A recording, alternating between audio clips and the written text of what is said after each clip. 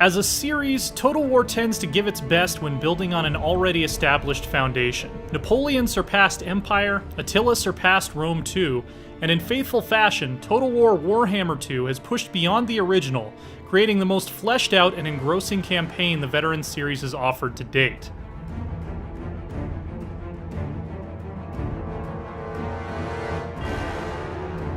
The headliners of this high fantasy battle royale are 4 extremely distinct armies, all of which are fun to command. The enigmatic Lizardmen bring a combination of rampaging dinosaurs and highly potent magic to the field. Their mid and high tier units present interesting tactical considerations for where and when to commit to the melee, since they're prone to rampage and decide they don't need your stupid orders anymore once they get in the thick of it. Despite their shared heritage, the High Elves and their edgier Dark Elf cousins are about as far from reskins of one another as you can get.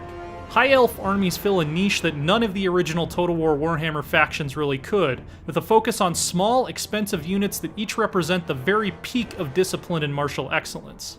Watching a unit of dauntless sword masters hold a charge is satisfyingly reminiscent of the prelude to Peter Jackson's Lord of the Rings films, with flashing swords cutting effortlessly through the varied horrors assailing your line.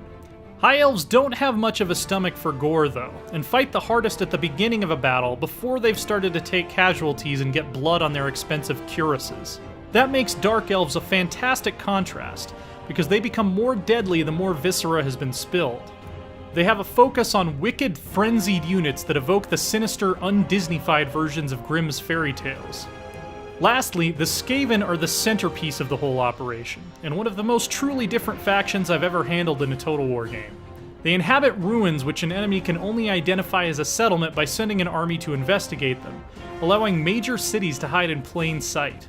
Their roster focuses on swarms of cheap units supported by powerful specialists, like the hilarious and deadly Doom Wheel, and is a great fit for players who don't bat an eye at throwing lives away to get the job done. And it's a great bonus that these factions can battle against the original Total War Warhammer factions in multiplayer if you own both games. Each faction also offers an array of interesting campaign mechanics. Skaven spread their own brand of corruption, similar to Chaos and Vampires in the first game, while High Elves can use intrigue to spark tensions between any two factions.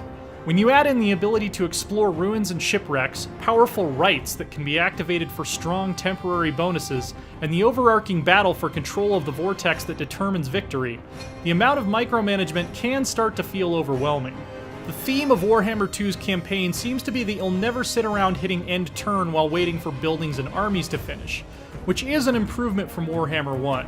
At the same time, there was definitely an adjustment period where I had to learn that prioritizing a few things was more effective than trying to play with all of the shiny new toys at once. The Great Vortex campaign itself is this sequel's greatest triumph, as the major factions race to complete rituals that represent distinct milestones on the path to victory, and sabotage one another in the process. The world grows more hectic and dangerous. All the while, new pieces of a simple but effective story with an interesting twist are revealed. Total War has always struggled to make the endgame interesting after you've built a powerful empire, and while the Chaos Invasion in the last game was a decent attempt to correct this, the Vortex campaign's increasing application of external pressure and tense final battle make it look amateurish. However, it still falls short in the typical Total War weak spots, notably politics and diplomacy. I feel like a broken record saying this is the best Total War game so far, since I've felt that way about each major release since Attila. But Creative Assembly's designers are really honing their campaigns and factions consistently from game to game, and that progression is clearly on display in Total War Warhammer 2. Each of the 4 factions is distinct and fun to play. The story and objective-driven campaign is a league above anything we've seen in the Total War series before in both design and presentation. I'm anxious to see how it all fits together with the old world when the combined Mortal Empires campaign is released to owners of both games later this year. For more, check out 17 minutes of Total War Warhammer 2 gameplay and the original Total War Warhammer review.